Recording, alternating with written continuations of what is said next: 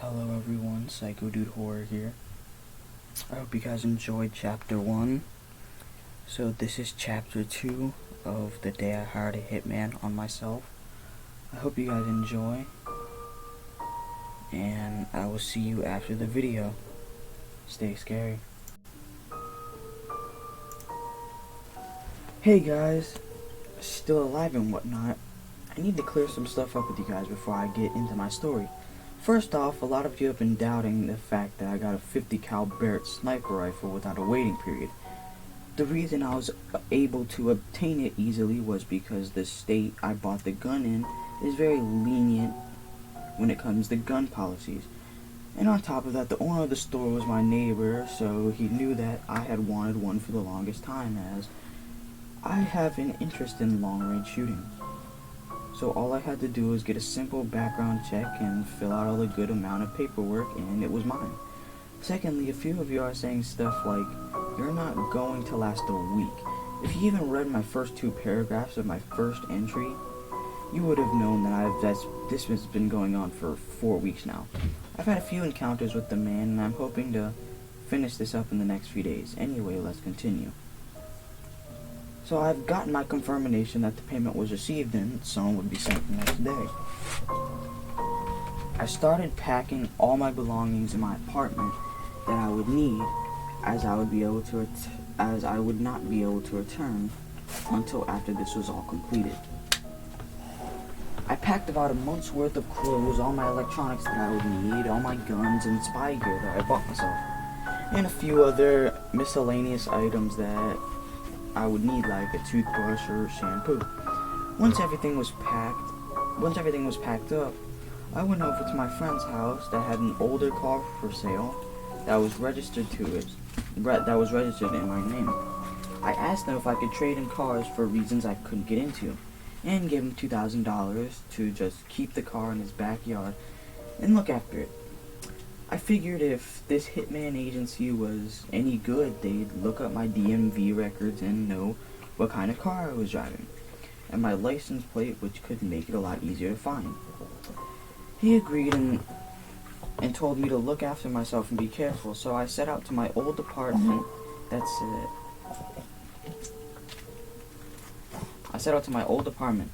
That night to put all of the things I packed into my trunk in the back seat. I also set out a little note on the coffee table in the living room that said, "Tag, you're it," just to frick with this guy, and to give him a little heads up that this wasn't going to be an average hit. What fun would it be if he didn't know that this was a fun little game? I now had everything I needed to go on this hunt, and a car that couldn't be traced back to me. Before the day ended, I went to Walmart, picked myself up a prepaid smartphone, and then dismantled my old phone so that I could not be tracked via GPS. Because it got too late, also, I stopped by the spy shop again and picked up a magnet GPS locator. You know, the kind of that Walt and Hank from Breaking Bad put under Gus Fring's car to follow him. After that, I was fully ready for this. No turning back now. I went back to the area and found my apartment around 11 p.m. and parked about 2/3 to 3/4 of a mile away to wait. No way I could stay the night there and allow this guy to get the drop on me while I was sleeping. I sat in the passenger side of the car to make it look like I was waiting for a friend to come back to the car to not freak out the people who lived in the apartments I was in front of. They said they'd be sending him out the next day, so I had to sleep in the car and wait for him to arrive. I went to sleep around midnight and woke up around 7. I took out my nice deer hunting binoculars and waited and waited and waited. Finally, I got hungry enough to convince myself I needed to eat, so I went to a little fast food joint and picked up a few burgers. I went back and parked in the same spot I lived before. It was around 5 p.m. at the time, and I figured this guy wasn't going to come during the day, so I fricked around on Reddit for a few hours until it got dark. I finally got bored of Reddit, so I went back to watching my apartment. Around 10 p.m., I watched an all-black car with dark-tinted windows. I think it was a Chrysler 300, pulled up a few hundred feet from my apartment on the other side of the street. it looked a bit fishy on the account of that it had out-of-state license plates. I've never seen it in my neighborhood before, so I started watching it. It just sat there for about 10 minutes, presumably checking out my house. Then it drove away. Huh, well, that was weird, I thought to myself as I had a biggest grin on my face. I knew that was my guy. I tried to sleep that night and maybe got a few hours in around 1 o'clock. But I was so excited with anticipation that I couldn't get a full night's rest. I woke up around 3:30 in the morning to check things out. So I started freaking around Reddit again to pass time. Around 4 a.m. the same black car pulled up in the same spot it was before. About 2 to 3 minutes of waiting there, the light shut off and a man got out. He was a bigger guy, around 6 feet, but was bigger muscle-wise. Dude could definitely beat the crap out of me in a close quarters combat, so I knew I couldn't let that happen.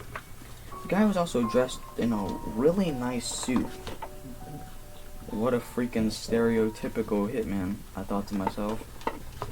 I noticed I had the biggest grin on my face again. I felt so alive. The man walked across the street and sure enough, he went up to my apartment. He took a key out of his pocket, put it in the lock, and slammed on it with a metal brick thing. I knew it was a bump key. He then entered my apartment and shut the door behind him. Around 30 seconds after he did that, I used my binoculars to focus on his license plate and wrote down the number. After about 5 minutes, he came out and put something in his pocket. I'm pretty sure it was his gun. He also had something crumpled up in his other hand and threw it in the gutter. Got back in his car and drove off. I waited around an hour to go see what he threw out. Sure enough, it was the "Tag You're It" note I left him. I started laughing hysterically.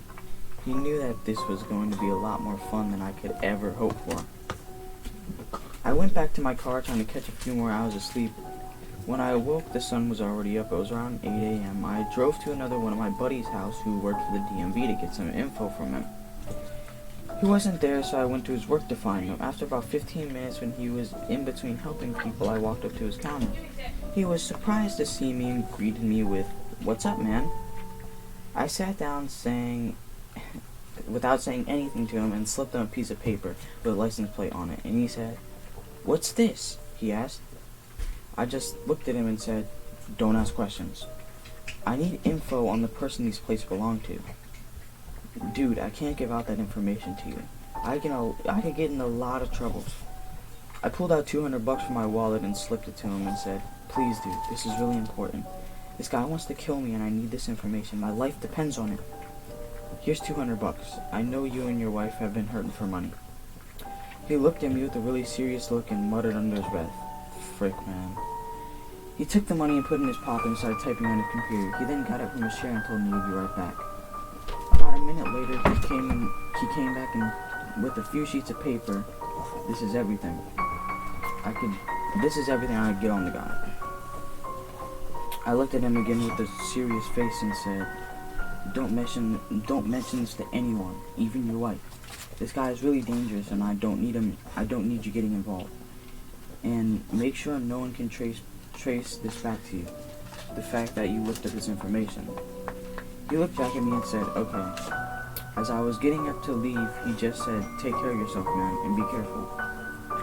I told him that I would, and that I couldn't thank him enough. I walked back to my car and started studying the piece of paper, and once again I had a huge grin on my face.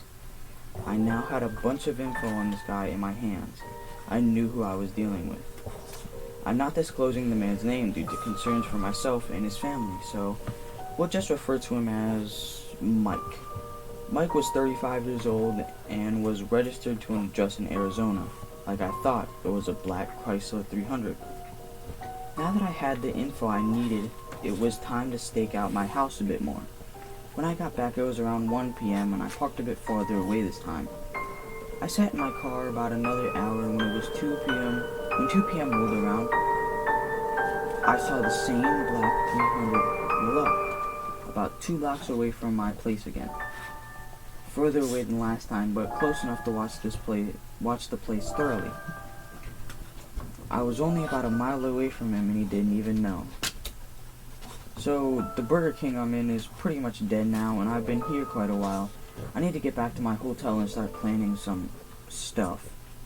I'll try to post tomorrow when I get a bit of free time around 5 or 6 p.m. Until next time, no sleep. Until next time. Thank you guys for listening to today's story. I hope you guys enjoyed, and we will do chapter 3 tomorrow. Until then, stay scary.